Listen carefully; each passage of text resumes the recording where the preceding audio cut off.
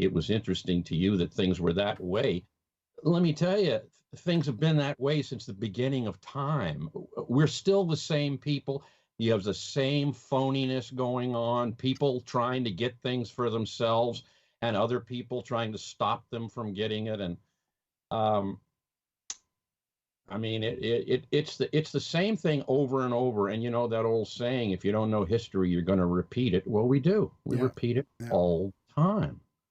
Yeah, I think the big difference is now that fuckery gets it's global instead of just local. I mean, instead of 500,000 people reading the misquotes in the newspaper, now it's trending all over the globe.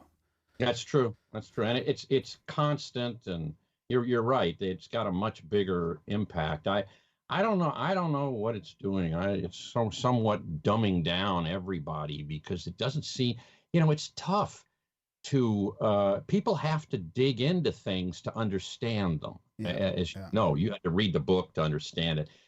We don't do that anymore. I mean, tweeting is fine, and it's a way to get through, but tweeting, it's not. You can't understand much tweeting, and you can't tell people much tweeting. So it's tough. Yeah. Ready to go? We're ready to rock. All right. Okay. Don't forget the digital thing there. And all right, here we'll jump into this, Robert.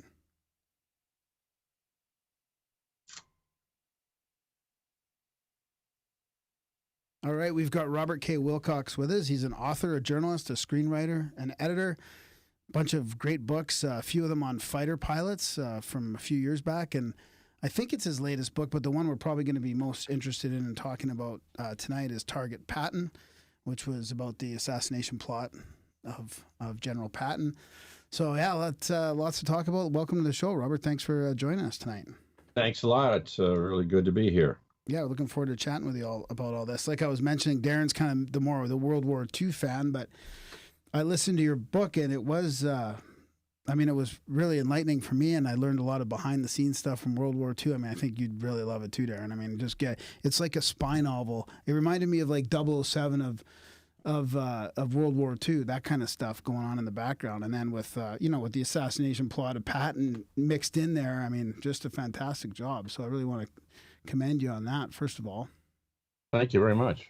Yeah, I was a World War II buff, just originally on the old history. I don't know I don't think it was history back then. Whatever preceded history on cable, but they always had the 6-part or 8-part World War II epics. And I've been into World War II for as long as I can remember. And then it was probably only since we started the podcast or not long after that I started, really going down some different rabbit holes on some different World War II narratives. But this is one that I haven't got to yet. But, the one thing that's abundantly clear is that at that time, they could have basically fed us whatever they wanted to. And we would have just bought it hook, line, and sinker, which really makes you wonder how much of every, if now we know the news is fake, or at least most of us have figured that out. And if the news is fake, then what's all the history like? And I think this book is kind of a little flavor of that. Well, I think that's very true, I guess. I think history is the same as it's always been. You're going to have these intrigues going on.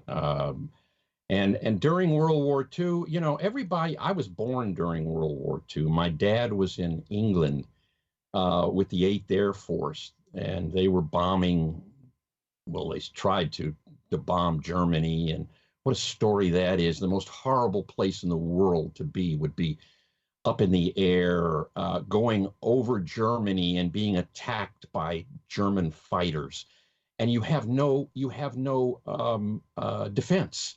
They're coming in and they're just ripping you to pieces. And anyway, that's what my father. He was not a pilot, but he was part of that, and everything was controlled, but it had to be. You're fighting a war. You don't want information to get out. So it's very, very controlled. So nowadays, there's so much information out, but I don't know how much of it is true. it seems to me that we're going through the same thing again. And I brought it up just a second ago that you really have to read books to really get deep into what's going on. How can we understand anything without doing it? And yet that's being taken away today. I'm a book writer, and I often find myself, I ought to be doing something else in terms of what my creativity is, which is I love to do that. I love to write books, but you guys are doing the new thing. And anyway, I must have gotten off on that, but we are not getting all the information, and you have to dig deep to get it.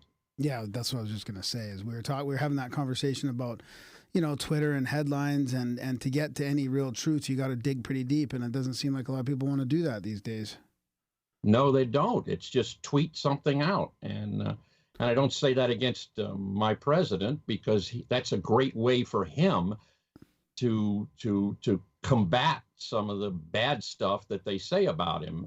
But you can't understand something in a tweet. You have to really dig deep into it. And I'm a writer, and the reason I wrote this story about Patton and the assassination of Patton was I just looking for a good story. I'm not looking to persuade anybody of any political thing. That's not my thing. I grew up as a journalist, and it was exciting to me to be a journalist. I could finally get into history, and I could go out and meet people, and I was a crime reporter, and you can only take about a year of that.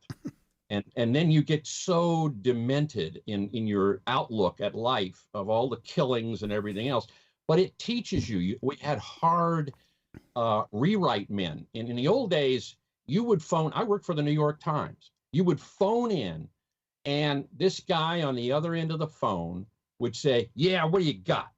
And I'd go, and I'm almost shaking, and I'd give him the facts. I'd give him if I got something wrong, he'd say, "What are you talking about? How could that be?" And so you learned to do things correctly. You learned to get the facts right. And I'll tell you, when I was in the newspaper business, we would cut off our arm rather than not give both sides. They don't do that anymore. They give you one side, and that's it. That is anathema to me. So anyway, I spent about 5 years on the newspaper, and I'm thinking to myself, I want to be a writer. I want to be a real writer. I want to write books. And so I finally got a hold of a story. It's about the Shroud of Turin. You guys probably know what the Shroud of Turin is now. Yeah. But when I wrote the first book about it, I mean, in America, nobody'd heard about it. This was back in the 70s. And I went to Europe, and I got all this information on, and I said, wow, this is really something. There might be some kind of physical evidence for Jesus. And I was not doing it from a religion standpoint. I was doing it from a great story standpoint. And so that was my background.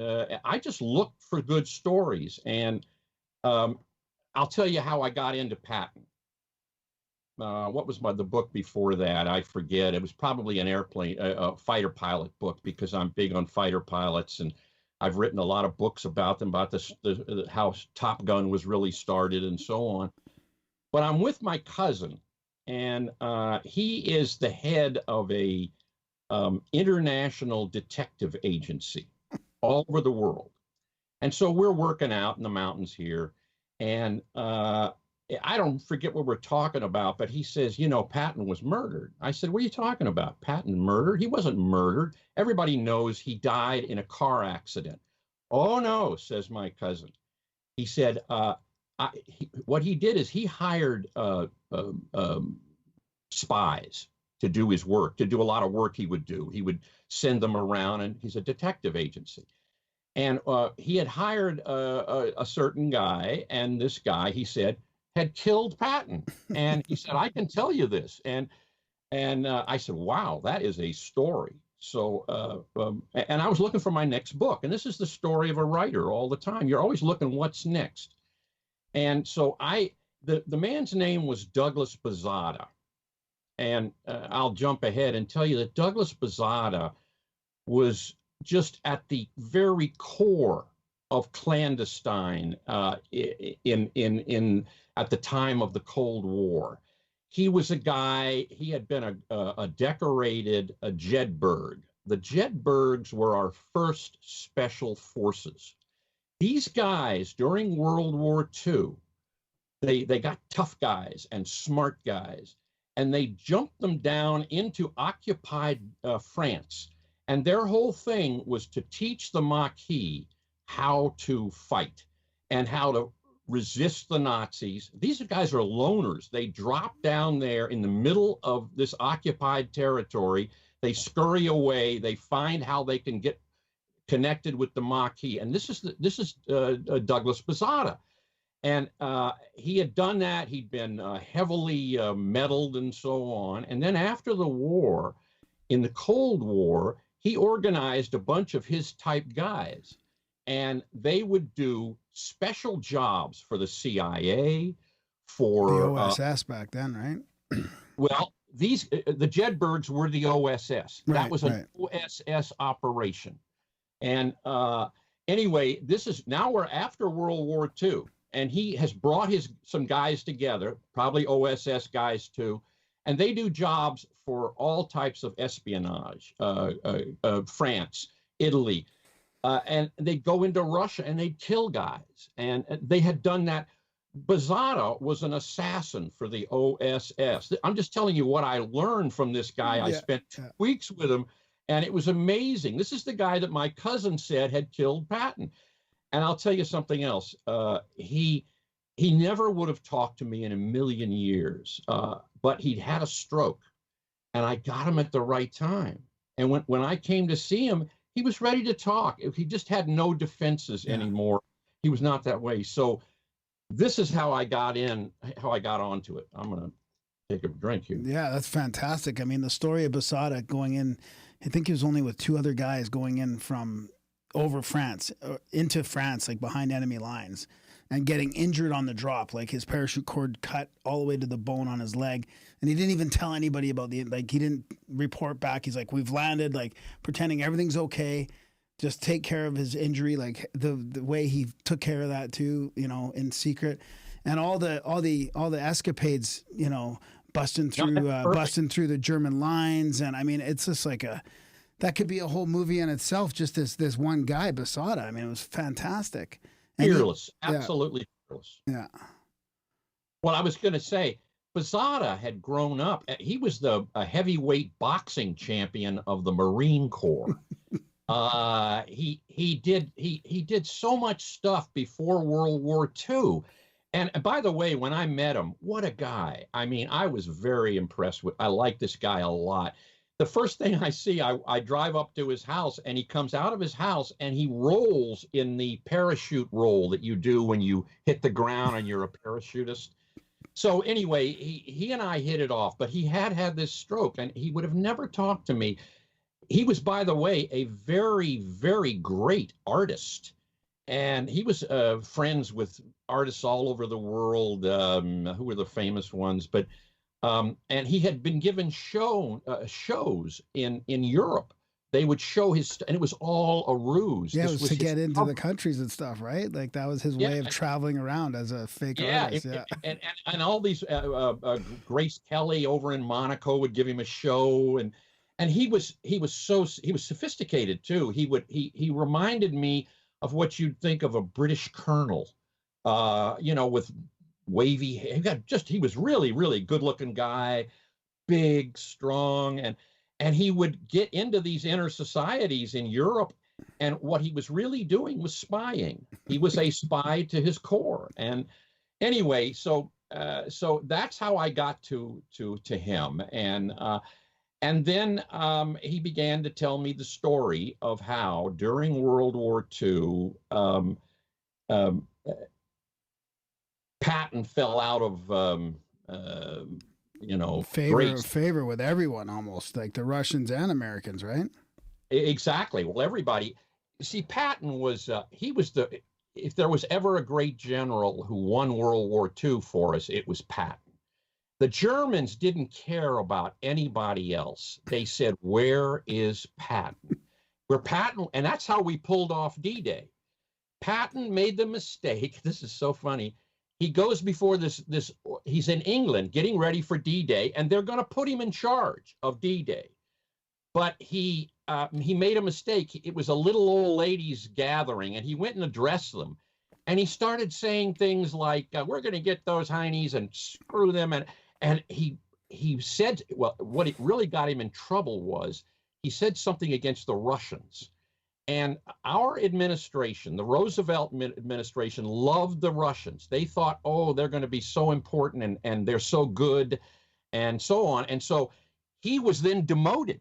And what they did, and this is brilliant what they did, Eisenhower did this, they put Patton in the South in an area that the Germans would think he's getting ready. And they built a phony army around him, rubber tanks. They looked real, and all these other things. And so the Germans watching, where's Patton? Where's Patton? They knew the D-Day was coming, but they're looking, where's Patton? And he's down here, and really and truthfully, everything we're readying to go across the channel at the shortest point is getting ready.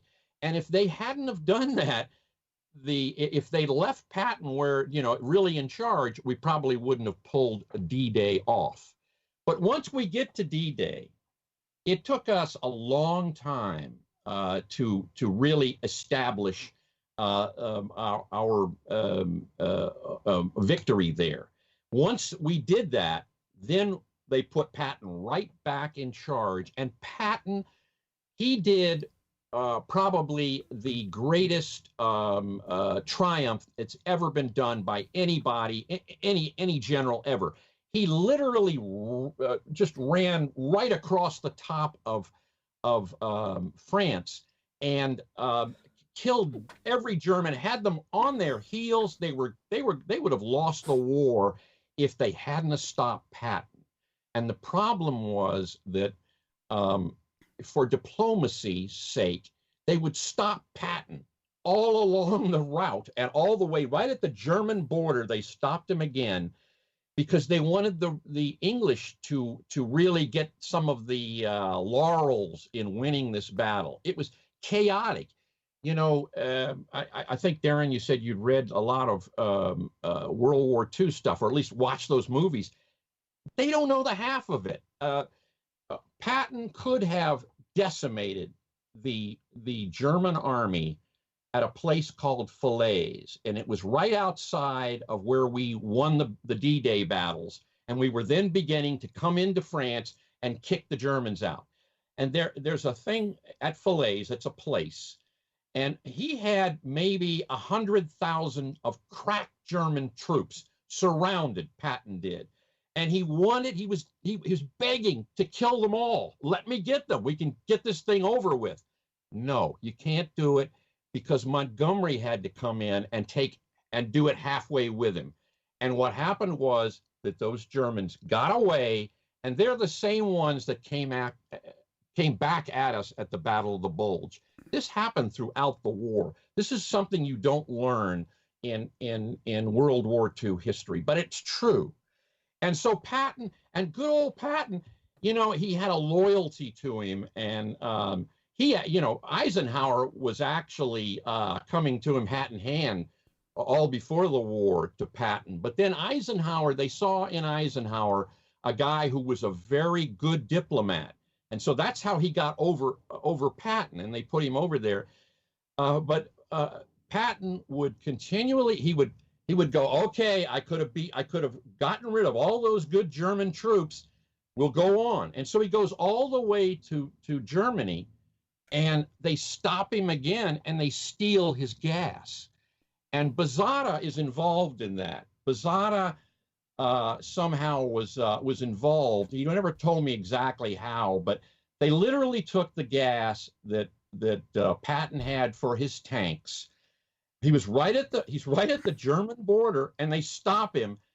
And what we decided, the Allies decided, is we're going to let Montgomery do this bridge too far. I don't know if you guys ever heard of that, but the bridge too far was a plot, an idea by Montgomery that stop Patton. He doesn't have to go in there. I'll come up from the north and go right in and take Berlin. Well, it was ill-conceived, and it didn't work, and it stopped everything, and it sort of stopped the war for about 2 months. And by that time, the rains began, and Patton could not easily get into Germany and finish what he'd done. And more importantly, the Germans were able to regroup, the same ones that Patton had chased. And I mean, they were scared to death, and they didn't have anything. Once they got back into Germany and Patton was stopped from chasing them, they were able to regroup, and they came back and they hit us at the Battle of the Bulge. And let me tell you, the Battle of the Bulge, if Patton hadn't gone up and stopped them there, again, we had to rely on Patton. And it's like that bully in the yard, although Patton's not a bully at all, but it's like that bully in the yard when you were kids, that big guy. I'm nice to him because I know he can save me. But once you don't need him anymore, you kick him in the butt and you don't talk to him anymore. That's the way they treated Patton. But anyway, all of a sudden, this Battle of the Bulge started, and the Germans are breaking into our lines, and they're kicking us out of Europe after we've already come there. We could have lost the war there, at least kicked us off of Europe and had to restart again. And and Eisenhower was part of the reason. Eisenhower, a great diplomat, but a bad fighting general. Patton had said, don't set up any rest and recuperation in the Argonne Forest where the Battle of the Bulge was being. And Eisenhower didn't listen to him, and they set up all these little places where you could watch movies and so on. And suddenly the Germans are coming, and Eisenhower was scared to death. He realized we might be kicked off of the continent. And so who came to save him? Patton, because Patton had already thought of that. He already had his staff working on a way to countermand it. And Patton went up. There were some very brave fighters. Bastogne. Is this like the Band of Brothers, where the Band of Brothers show was based around? I wonder, because I'm not familiar with the that's a really good TV show from about, I don't know, 15, 20 years ago or something already. But anyway, so what happened to Bastogne then? Well, these guys at Bastogne were holding off the entire German army that was really crashing in there. They disguised themselves as Americans. They really did a good job. And Patton was able to go like 600 miles. He turned an entire army, the one that had the gas stolen from him, and they gave him the gas back. And he went up there and he saved that. He's the one, because he did that, he saved those guys at Bastogne. Bastogne is famous for, everybody knew they were going to get overrun, and somebody asked the commander of Bastogne, the American, are you going to surrender? And he said, surrender nuts. That's a famous World War II story. But anyway, Patton went and saved him, and that got us back on track. But we could have lost everything that we had gained at D-Day if it hadn't have been for Patton again. So, what I'm telling you is what a great soldier he was. There's a book about him called A Genius for War, and that really captures it. Patton was a genius for war. And the reason was, he grew up in Pasadena, right near. I've been by his house here, but he also had a faction of his family from the South, and he had studied the Civil War, and this was something that was very important to him. Patton was a great athlete. He was in the 1920 Olympics and that kind of stuff. He's just a fantastic guy. So I always liked him, but anyway, that's.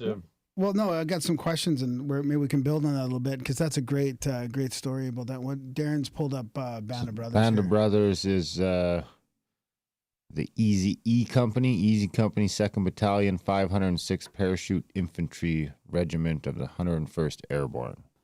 So Okay. I don't think that's related. They don't get It into says Oh, it follows. they may have been at Bastogne. They may have been at Bastogne. I knew who they were. I just never watched that show. But the Band of Brothers is a great show about how the brotherhood of what they do. When you're in a war, you see who a person really is. You don't. There's no fooling around. Yeah, you build some pretty deep connections there for sure. Yeah.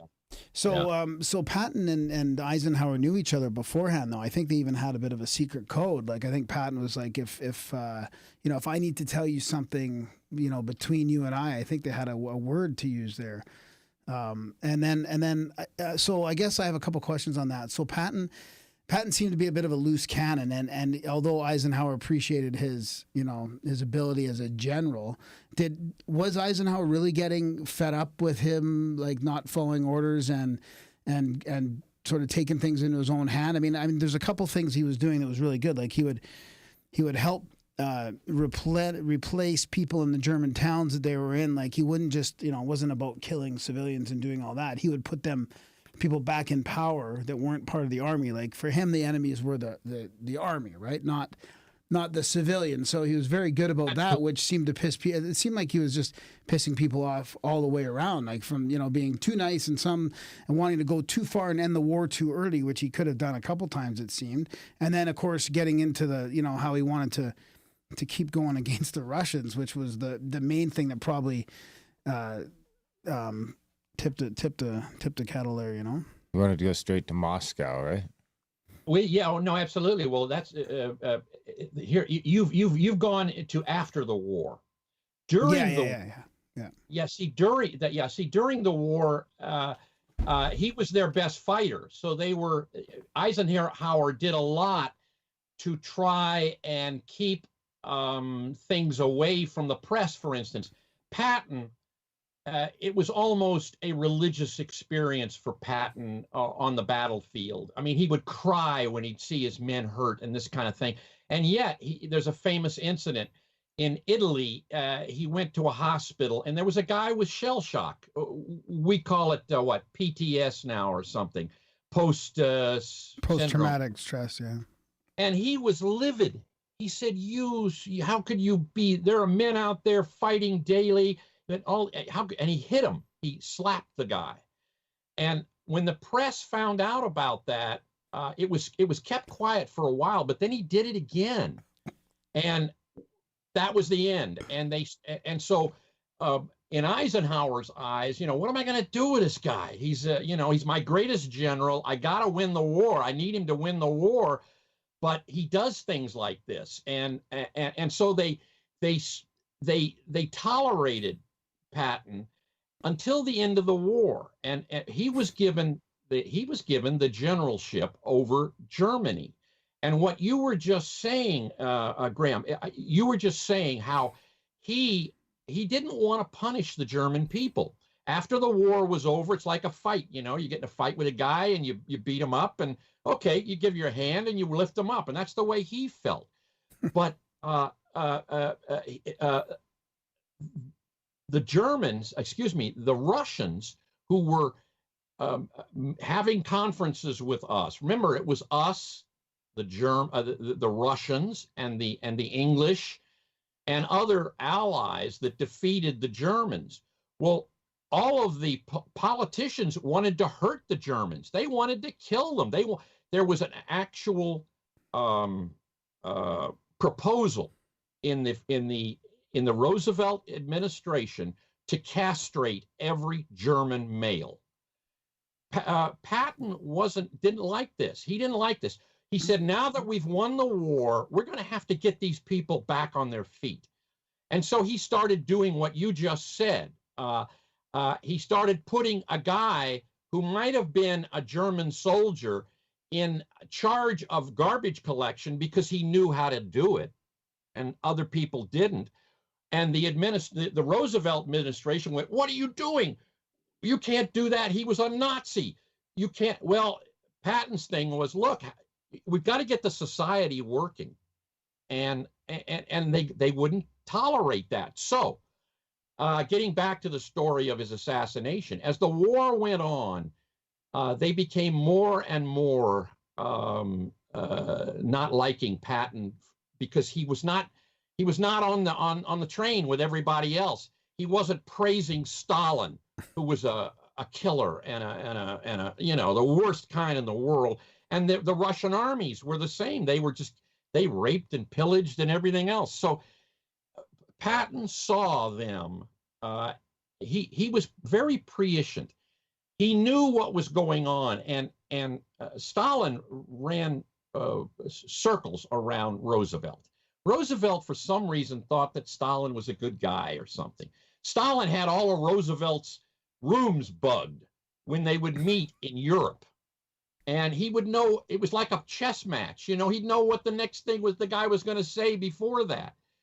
But anyway, they wanted him and Patton was so prescient. He said, look, the Russians want to take over all of Europe. And they wanted to do so they would have a buffer. And this is from ancient Russian history, and it's true. They wanted a buffer so that nobody could come and invade them. Patton didn't want to go conquer Russia. What he wanted to do was kick them out of Europe, Eastern Europe. And Ukraine too, right, I guess. Yeah. Ukraine, everybody. He wanted to just push them back into their own border. That's what he wanted to do. And by the end of the war, this became what he began to say, and he was not at all fearful to say it. And you and I would never have said it, but he did. He even did it on the phone to headquarters and so on. Let me get those bastards. I can beat the hell out of them right now. And on the other end, they were screaming, "Shut up, George! You're an idiot!"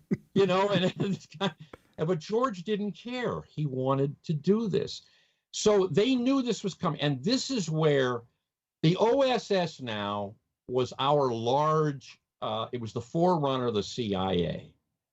And the OSS, the head of the OSS, Wild Bill Donovan, this is where they began to talk about, instead of stopping Patton and slowing him down and taking his gas, they began to talk about, maybe we got to do something about this guy. And by the way, by the end of World War II, killing people was automatic. It was like picking up a cup of coffee.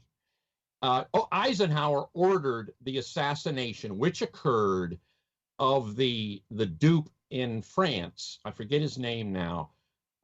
Who was the guy running things for the part of France that was going with the Germans. We did it all the time. We still do it. People get murdered when the higher ups want to get you. I mean, it's part of the job.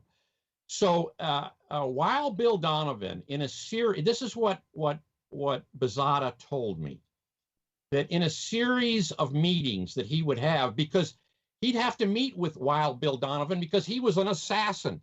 He killed other Americans who were treasonous, who did things that the higher ups didn't like, and he killed other guys in Germany and elsewhere. And so he had these meetings, and over a series of meetings, it evolved from stop Patton into kill Patton. And the kill Patton meeting is very interesting because Bazada couldn't believe that this great general, whom he admired very much, was on the other end of this kill thing. And he's an American too. How are we going to do this? So I remember that they were talking about, we just don't know what we're going to do. And suddenly Bazada says, well, do you mean you want me to kill him, sir? And Wild Bill said, well, we're not saying that. And they never do. You never put this in writing. We're not saying that, but something's got to be done. I'll leave it to you. Well, there are the orders right there. And so he had his orders. And he had to do it. That was his.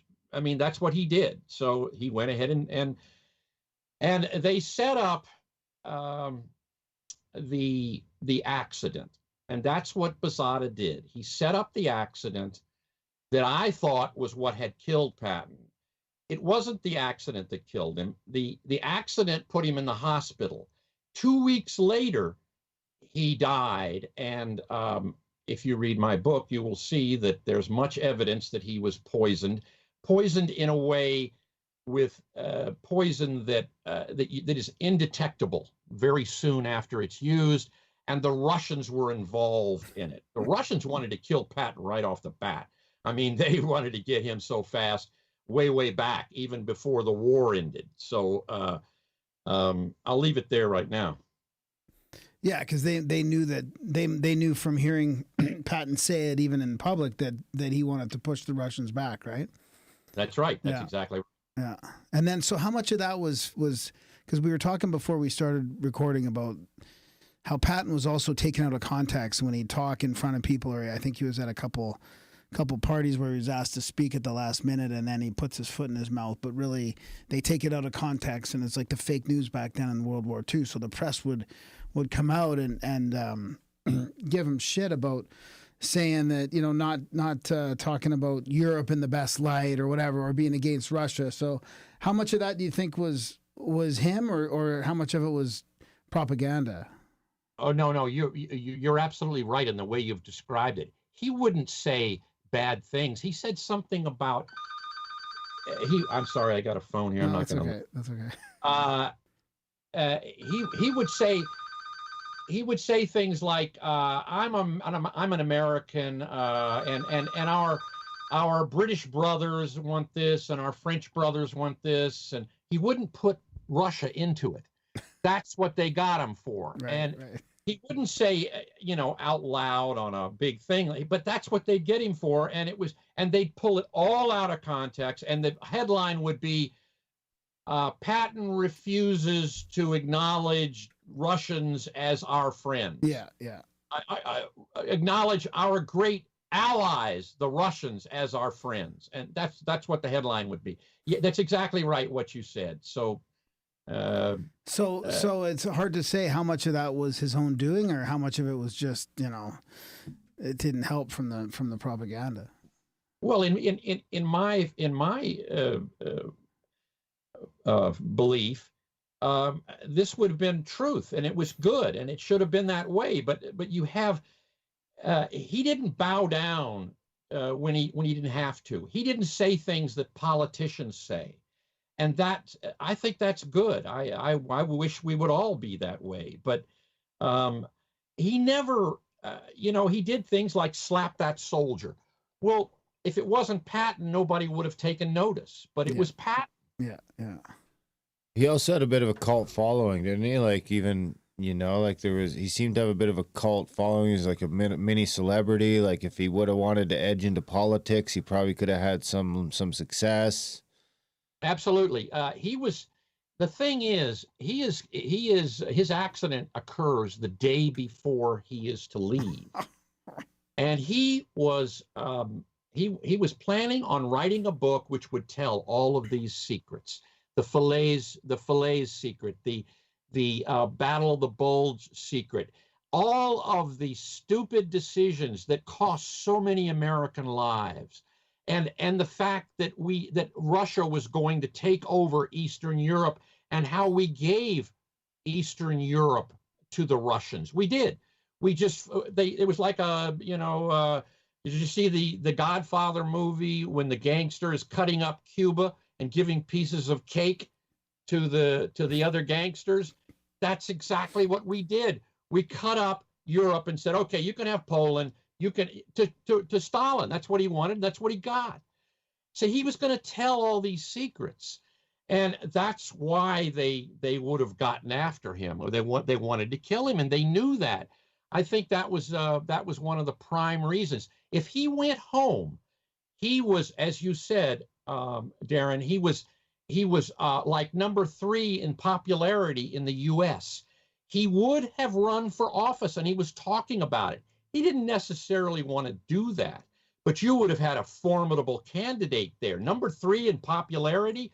When he came home just before he died in the summer of 45, There were ticker tape parades in New York City, in Indiana, everywhere across the nation for him. He was a beloved guy because everybody knew, regardless of what anybody said, Patton was the guy. He's the guy that won the war in Europe for us. Everybody knew that. And so he could have done that. He could have been elected. They did not want to deal with him in America. But when you go back, but in occupied Europe, easy steezy. You could kill anybody. It was going on every day. I mean, literally going on every day. Stalin's favorite thing was a car accident, and it was a popular way to get somebody. The reason is, and I had some guy, he didn't even read my book, but he said, who would ever think of a car accident? That's too big and too bad. It was perfect. A car accident allows you to kill the guy in the accident, but if he doesn't die, he goes to the hospital, and that's much easier. You put on a doctor's coat, you go into his room, and you inject him with and that was the idea behind that, and that's what they did. Yeah. Plus, the accident can be, no matter what happens, you can just say it's an accident, and it's easier to fake what happened. That's. I mean, exactly how many different stories of the accident did you tell in your book? I mean, there's all kinds of different theories about what happened and who was driving and why it happened, and was it hit from this side or that side, and how did he injure his forehead when he really just should have. Like he was the only one that was really injured in that. So did he get shot as well? I mean, add that to the because there's a bit of fuckery in Truman becoming FDR's vice president, because it should have been, now the name escapes me, but it should have been I forget his name. Yeah, he should have been the vice president, but they closed out the voting for the second day, so that this guy was the. I'm gonna have to figure out his name. I'll figure out his name when I'm done asking the question. I forgot the name too, but you're absolutely right. But you know what? From my standpoint, thank God that guy didn't become a president. That guy was a stooge of the Soviets. He was an actual communist, and he was a dope. And I'm trying to think of his name right now, but our government was riddled with communist. Henry Wallace. That guy was a dope. He really didn't know what was going on. And the idea, you see, FDR died, and Truman, who was not really the guy that FDR got rid of Wallace. He got rid of Wallace because of the fact that Wallace was a known dope for that. They all knew that Wallace was just not the guy to take over. So they got rid of him and they put Truman in there. Truman was just a guy from from Missouri, and he was okay. He didn't have a clue, Truman. I bet the day that FDR died, he went, "Oh my God, what am I going to do?" Because he didn't have a clue. But Truman was a pretty tough guy, and he did pretty good after a while. They were running circles around him. But anyway, our government was full of communist spies. In FDR's head advisor was a known communist. You've heard the story of McCarthy, and how he was just a big blowhard, and McCarthy was given, I don't know if you know, but we were listening to Russian code, and this was the top secret of the world besides atomic energy secret, and we could not let anyone know that we were listening in on Russian code. Well, in that Russian code, we got the names of people in the FDR government who were passing secrets to the Russians. And we could never say that. It's been now shown in what's called Venona. If you get books about the Venona was the code name. Up until 1950, it was working, and nobody could know about that. But anyway, that's why I know. I've got all the books on Venona and so on. I did my homework. There were many Soviet spies in our government. And they were telling the Russians what we were doing. That's how the Russians were the number 2 people to get the atomic bomb. So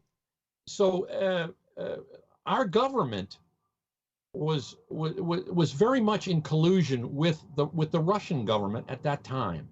That's why it's so weird.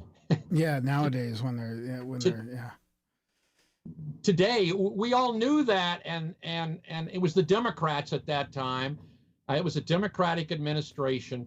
They were with the government, and they'd always been pro-Russia, and now they hate Russia because I guess Trump doesn't. Because I don't know, but we won't get into that. But, no, let's not get into that. It's just there's no winning. Yeah, I know.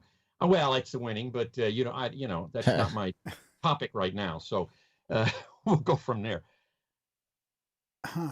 So, where were we? Well, I don't know where we were. We were talking about. Okay. Go ahead. Well, I was going to say, there are so many reasons why it turned out that Patton, it looks like, was murdered. The accident. The accident occurs. It's in a lonely place in Germany, and suddenly it's like ants come out. Intelligence people come out. It's almost like somebody knew that was going to happen. Then when a guy like me, I'll go through the whole thing. And then instead of taking him to Mannheim, which is 10 miles away where they had hospitals, they don't take him there. They take him to a large hospital 40 miles away where there's a lot more going on, and people can get into his room. When he got there, he asked for a guard, and they didn't give him the guard, and he's responding to treatment. He had a broken neck, and he's paralyzed, but he's getting better, and he's getting so good that within 10 days, he's getting ready to be flown home. He's progressed that much, and they think, wow, this guy will be walking again one day, hopefully. But if not, he's everything else is doing right. And suddenly he has a relapse. This is when Bazada told me they snuck in and got him with, you have your arm there. They don't stick a needle into you. You have a needle already stuck in you. Intravenous thing. So they just put it in the intravenous bag, and he can't even feel anything there. Yeah, perfect. And you walk out, and he's dead. And so those are some of the strange things that happen. So he dies the next day. He has an embolism. Now, embolism is something that you could have when you're laying in bed. It's a clot in your body, but you also can induce embolisms with this kind of poison. So one of the things that, there are many things, but when I began, after I got through with Bazada, and he told me this incredible story, the first thing I did was go to the National Archives. And I'm going to say, is Bazada real or not? Well, I found out Bazada was as good as it gets. He was sterling. He was, a Jedburgh. He had made all these medals. He was terrific. So he's not a liar, in my opinion. And then I dug up. I said, well, then I'll start getting all the reports on Patton's death and on the accident. They're gone. Yeah. I found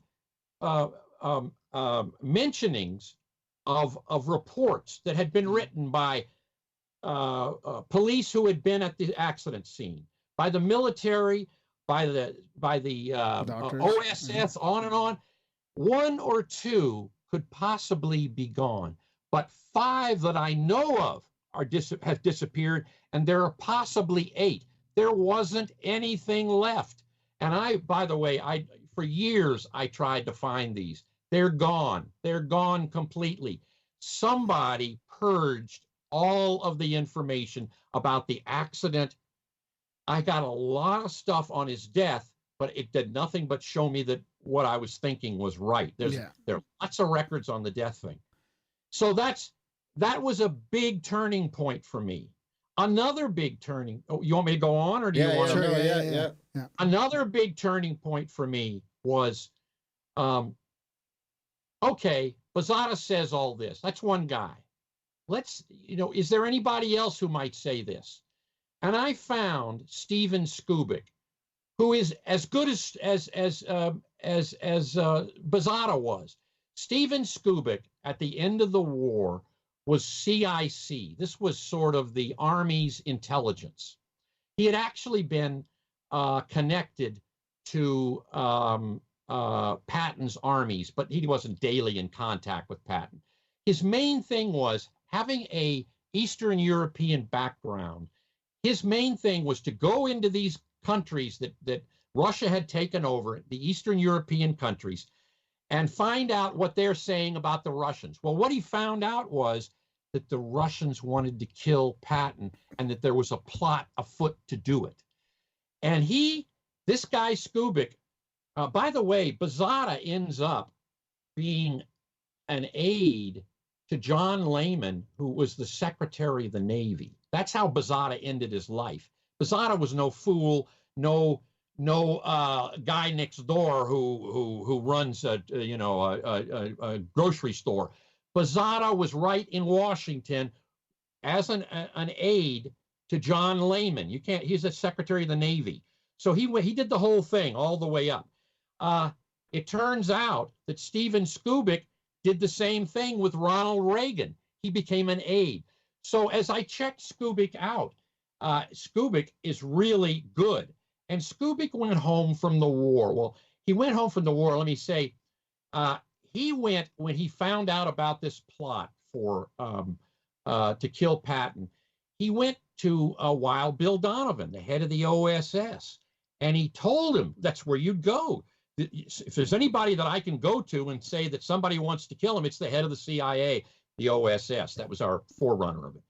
Well, what did Donovan do? Donovan, the guy who gave the order to Bozada, he threw Skubik in jail and scared him to death and said, if he ever says anything like this, you're going to be killed.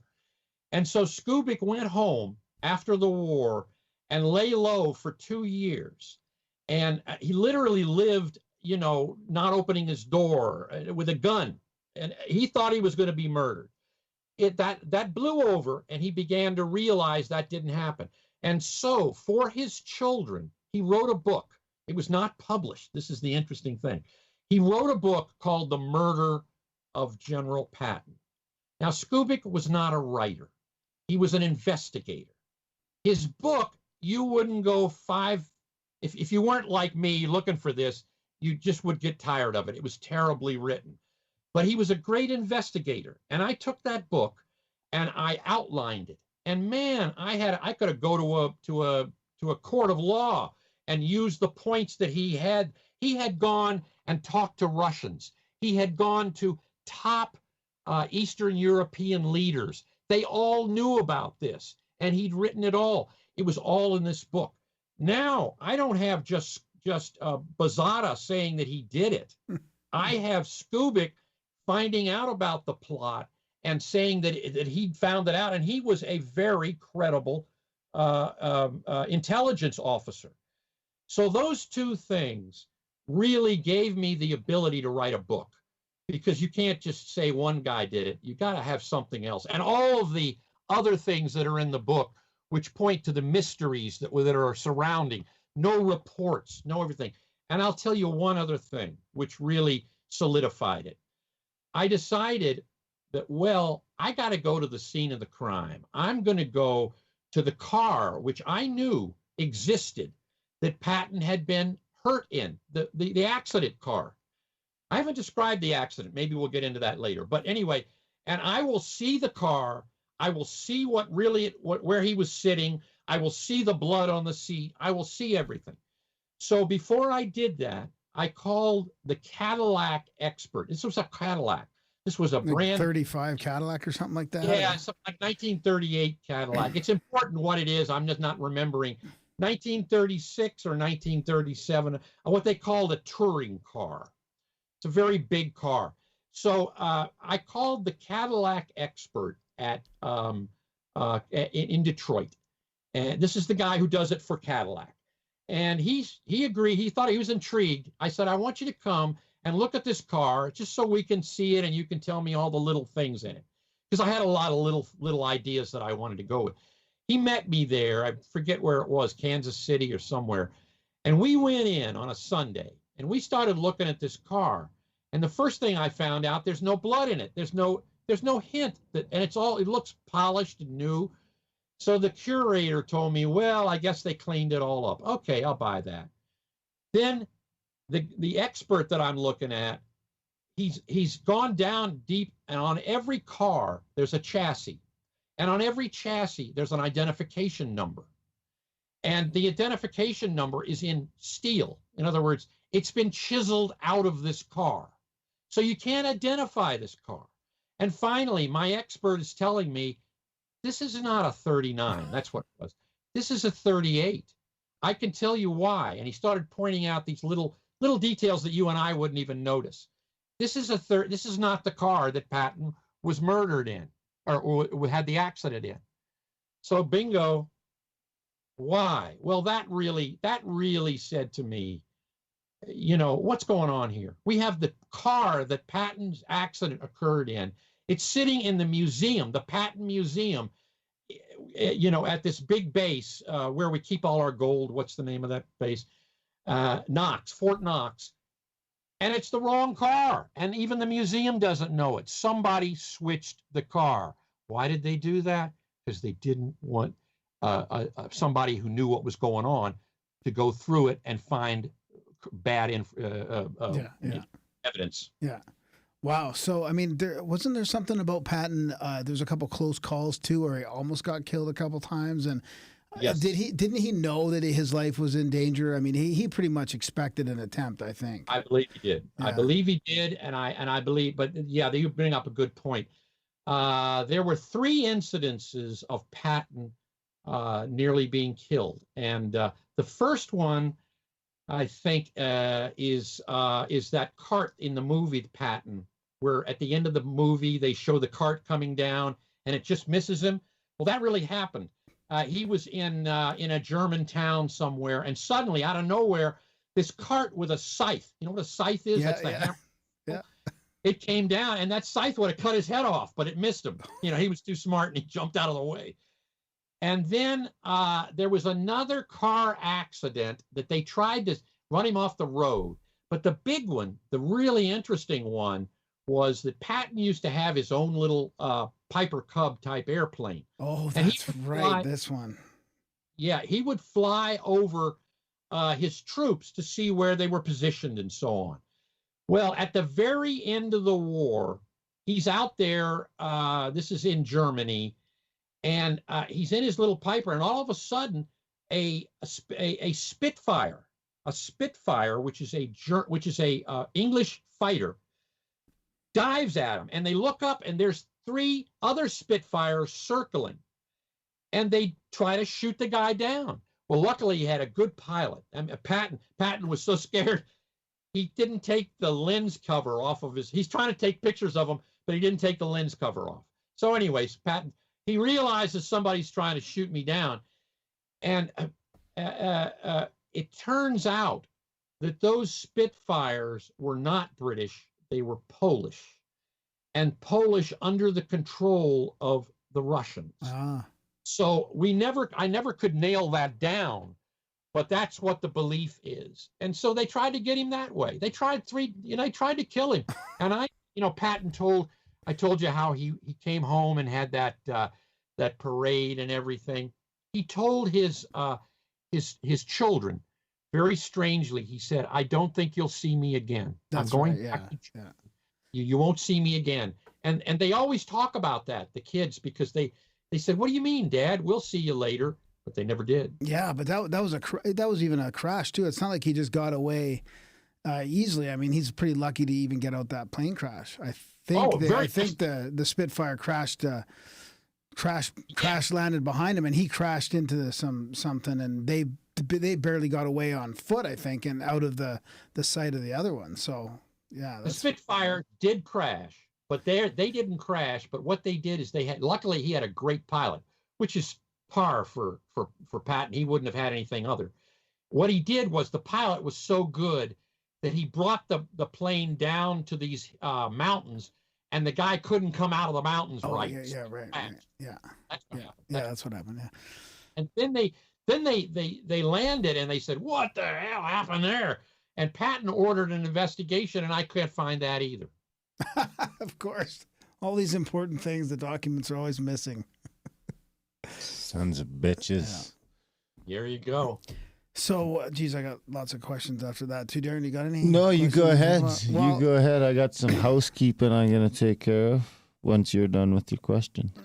Well, I wanted to ask about, through all this research in World War II, did you come across Project Paperclip at all? And was that, how we brought some German scientists over, and the Russians, I think they split up. I mean, there was probably...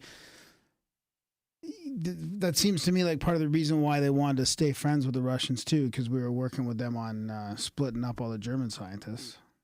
I think that's a very good idea, and it's very, very possible. Boy, I don't know. In my opinion, Patton knew the secrets that if told, Eisenhower would have never been elected, all that. And he also hated the Russians. But you bring up another point. There's good evidence that Patton knew all kinds of things, like remember that gold they found hidden by the Germans? Remember atomic secrets. By the way, I wrote a book called Japan's Secret War. It's about Japan trying to make an atomic bomb during World War II, which I believe they did, but too late. The Russians took it over. But and that book is going to be republished. That's what I've been working on recently. But there are so many secrets we still don't know. And the paperclip that you brought up is very, very glad you did that, because paperclip, what it amounted to was, hey, we won the war. There are all these scientists in Germany who worked on the bomb or may have worked on the bomb. And we've kind of say, they didn't do anything. I don't believe that. I think the Germans got very close to an atomic bomb if they didn't make one. They made smaller ones. But anyway, these guys, he may have known about that. Mm-hmm. And anyway, we brought them over because they were part of what we won in the war. And they helped us. Werner von Braun is the most classic example. Werner von Braun was brought over, and he's the reason we went to the moon and were the first people to put anybody on the moon. It was Werner von Braun. So yes, paperclip. Yeah, it never came into my thing because, I'm a guy who 50 years after he's killed, I'm trying to follow the trail. So I'm not there at the time that this all happened. It was all buried, covered up, and this is important to say.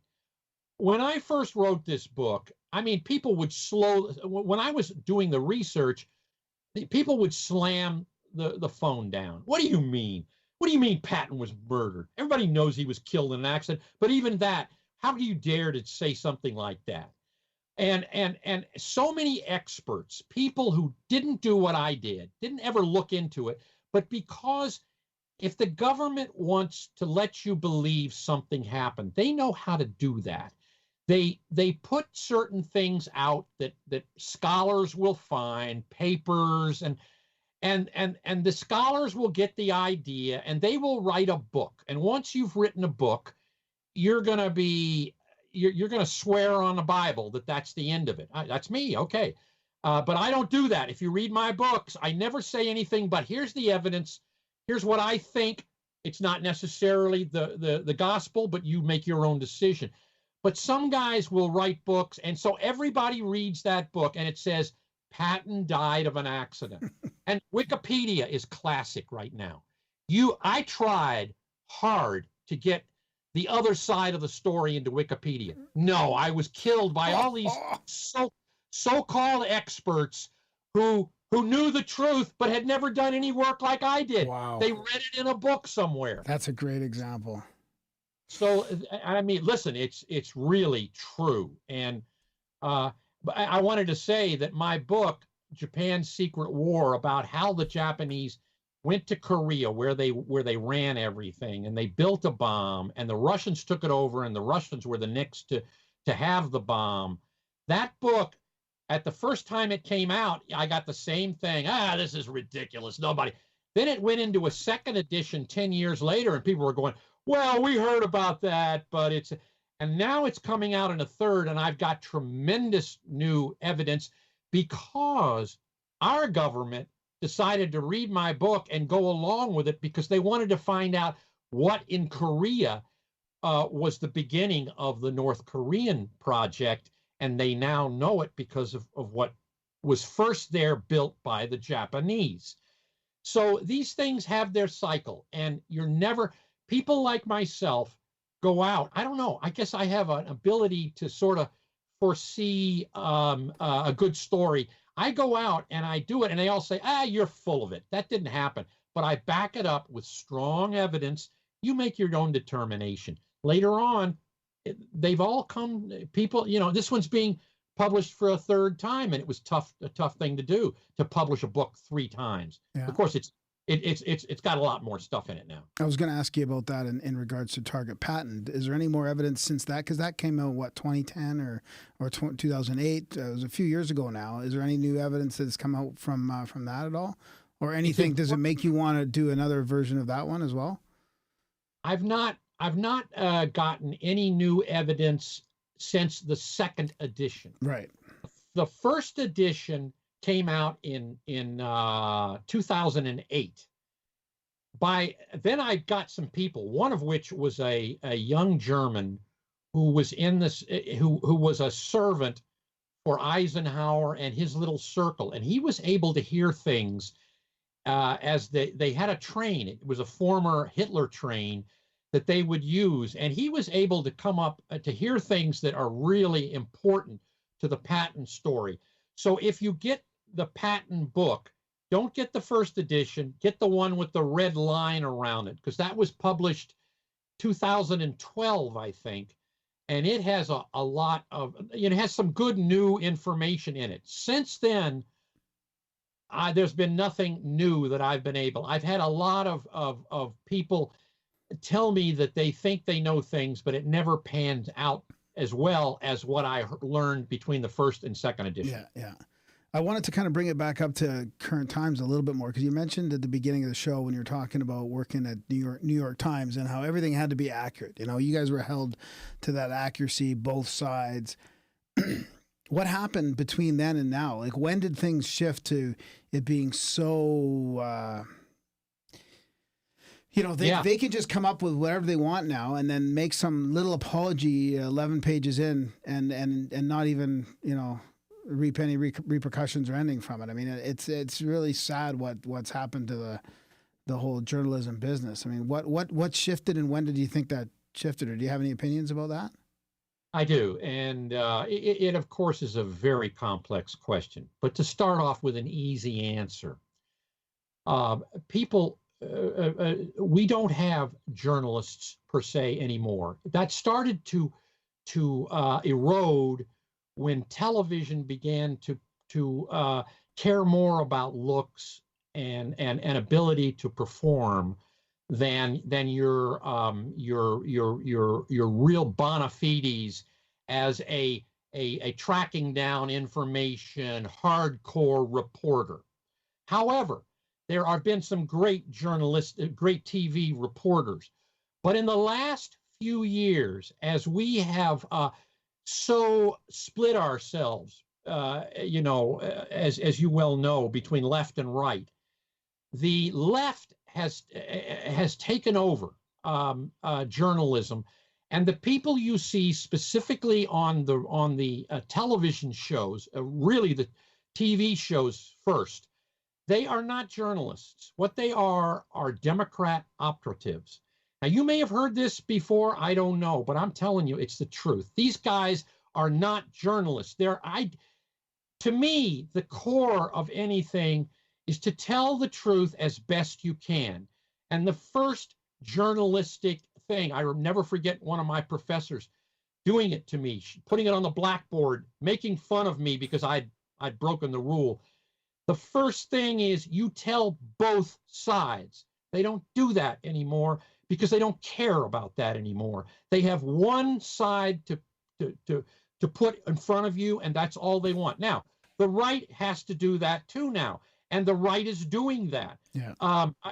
But they don't do it like the left does. I'm sorry, they don't do it, and I'll debate you on that in any way, shape, or form. 95% of the working press voted Democrat. They didn't vote Republican. And that's a key factor to understand. They won't do that.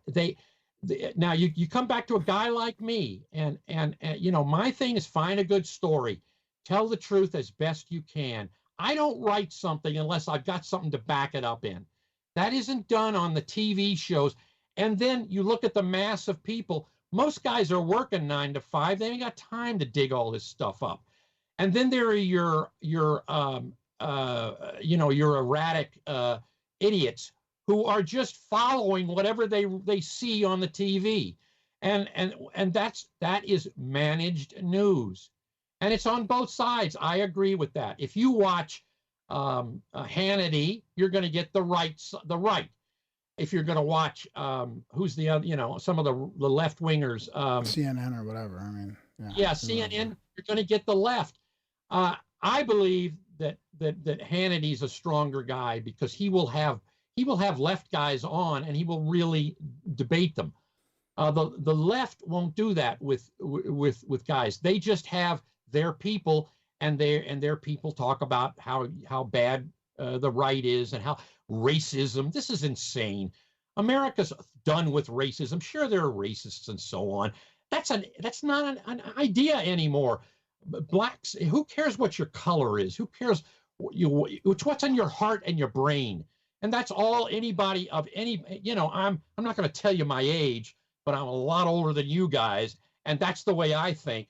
So you got to go further back than me to have people who are going to attack you because of your color.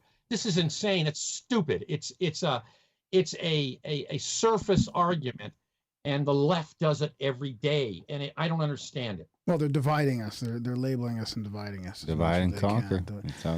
So did this shift in like you mentioned, the TV aspect of it? Because I've been arguing with people lately about the censorship problem and it being based on brand safety and ad revenue as opposed to ideological censorship. And do you think that had something to do with it back in the TV days when things started to shift? Is that big ad revenue coming in, corporate, not being able to say? I mean, if Big Pharma is sponsoring your news program at $5 billion a year, or across the board at $5 billion, you can't talk bad about Big Pharma. So, do you think that was a big part of the start of that, or? Without question, everything runs on money. Everybody. I mean, I can't write books unless I have money. You can't run your show unless you put food on the table. I don't, how you do it. Everything depends on money, and so they run things. Amazon is killing people like me. My books now sell. Amazon will sell my books for half price, and I get no money from it. And I've got to go. How am I going to go out and take a trip to the Patton Museum if I don't have the money to do it? Yeah. Money is doing it. Yes, that's the thing. Maybe I'm not specifically getting right to the nub of what you just said, but I think that you said exactly what I think. Right. Okay. Speaking of support, so is the best place to get your books directly from your website then? No. Okay. No. It would always be from the publishers, but Amazon too. Amazon will sell my books very well. The problem is they're like a huge giant, and if you'll go up there and you'll say, okay, Wilcox's new book is $22.25. But you can buy a used one or one that has been turned back in that's brand new for $10. You're going to buy the $10 one. Yeah. And I can't do anything about that. Yeah, exactly. I don't blame you. What they should do is not put that up there in such a prominent way. Yeah. They should say, this is the best one. This is the new one. If you don't want the latest, we can offer you. They won't do that. They don't care. They have no conception of what I get. I get a 4-year-old I'm talking to when I say somebody gave me a bad review because the MP3 didn't work. Well, I didn't write the MP3. I didn't put that thing on the air. Please give me a review and then give the MP3 a review.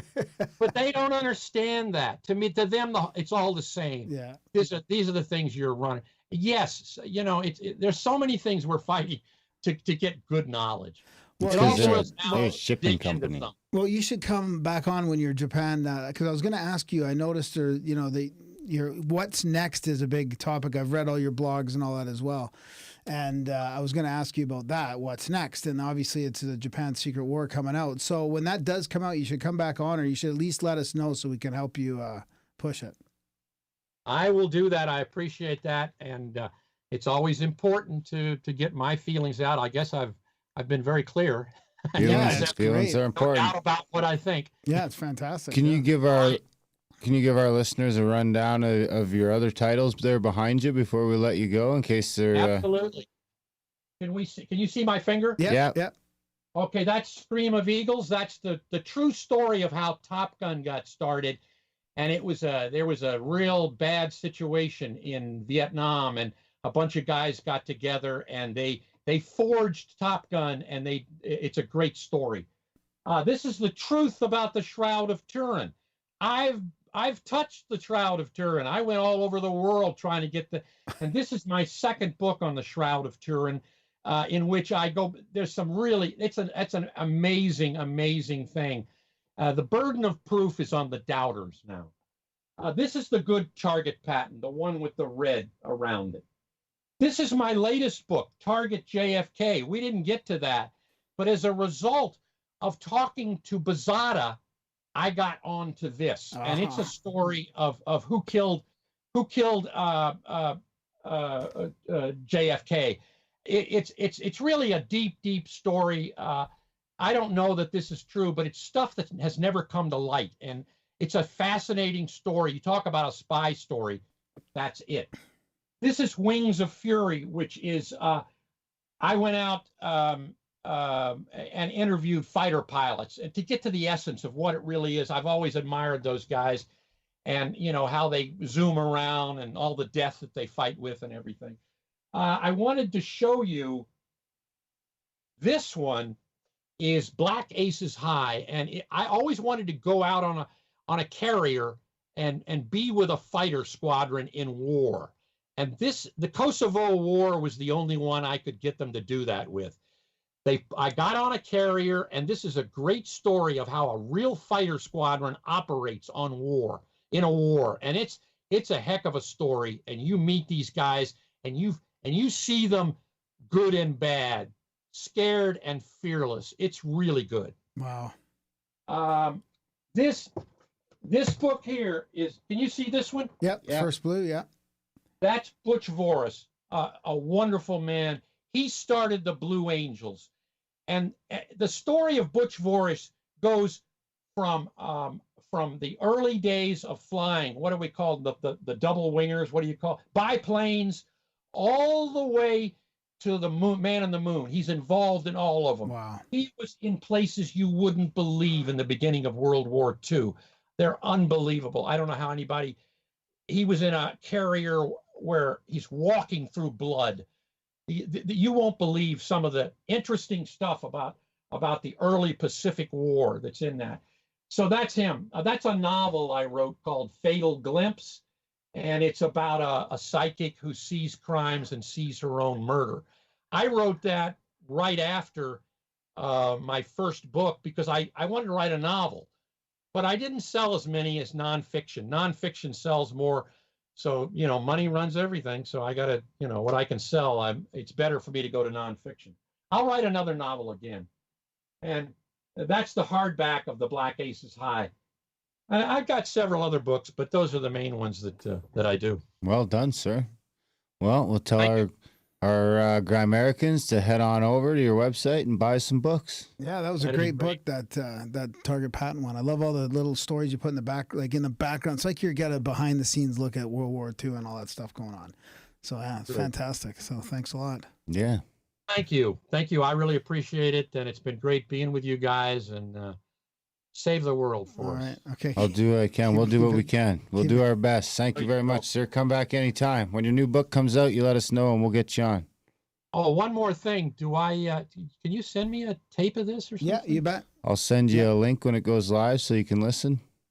Perfect. I send it to my son and I say, see, they're listening to me. Yeah, there you go. And you know, I'm sure after this comes out, I wouldn't be surprised if a couple other podcasts track you down. Yeah. That'd be great. Yeah, people are gonna love the show. Thanks a lot. I really enjoyed it, guys. Thanks, Robert. Okay, stuff. Robert, come back anytime. Take care. Bye-bye. Bye. And that was our chat. Robert Wilcox. That was a good one. Spy novel in the Wow. making. Yeah, that's fantastic. What'd you think? Yeah, it was great. I think you'd like the book, really. It's on Audible as well. it's on Audible. Yeah. Well, I do have a credit coming up. Maybe I'll give it a listen. Yeah. Not an Audible commercial. Fuck Audible. That story about Basada is How long is it? fantastic. It's pretty long. Pretty long. 16 hours, maybe 12 hours. Oh. Let me just check here while you. Jeez. That's a bit of time to commit. But nonfiction you can put on 1.5 or 1.25, Well, so I can maybe get that down to. Praise for Target Patton. Robert Wilcox's Target Patton has an Yeah, that's doable. Yeah. So you get that. You can get that down to 12 hours. Ain't so bad. Yeah. That's still a fucking while to commit. Sometimes if you go on times 2 speed, it's easier than 1.5. Nah, you're high. So yeah, big thanks to Robert for coming on the show. Fantastic. Get out the book. Check out the book on Audible. Check out the book on paperback or hard copy if that's what you need. Buy his book so you can go to the museum and write another book. And it can be a spy novel like this. And if enough of you buy the book, then maybe we'll make it into a movie. Or we could make a Patton documentary. Hey? There you have it. There you go. Patton Files. We'll get that shit on Netflix. Now, Netflix is compromised, I think. Oh, yeah. You know, they were pushing Wallace. Actually, the guy he said was a communist. Which would make sense, because I think Netflix is a bunch of communists. Yeah. Anyway, Robert, come back anytime. Check out Robert's stuff. Big thanks to you guys for listening. Wouldn't be as fun doing the show if none of you fucking guys listened. That's for sure. And it wouldn't even be possible to do the show if some of you guys didn't support it, guys and gals. I'm using guys as a unisex term in that regard. Of course, guys and gals, if you folks, people kind, didn't support the show over at grimerica.ca/support, there would be no show. It's super important. If you guys stop supporting, then the show just cease to exist. So become part of that over at grimerica.ca/support, because it'll make you feel better. It really will. I don't really know how to explain it, but there's no way to do it other than fucking try it. Go there, grimerica.ca/support. Sign up $1 a month. What the fuck is $1 a month? That's like 12 bucks a year. Coffee. $12 a year.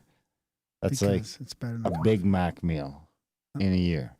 Jeez, here we go. The little juke that's coming up. Our next interview is ready to go. Is that what's happening? Yep. Wow.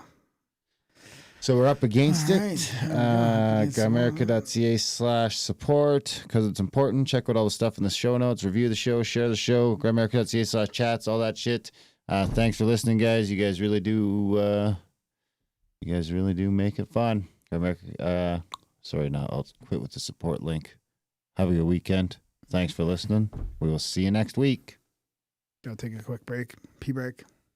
Why would you say that before I hit the button? For fuck's sake. Oh, did you? Now I have to edit. What? No, you don't. Nobody cares. You don't edit anyway. Nobody You don't edit cares. anyway.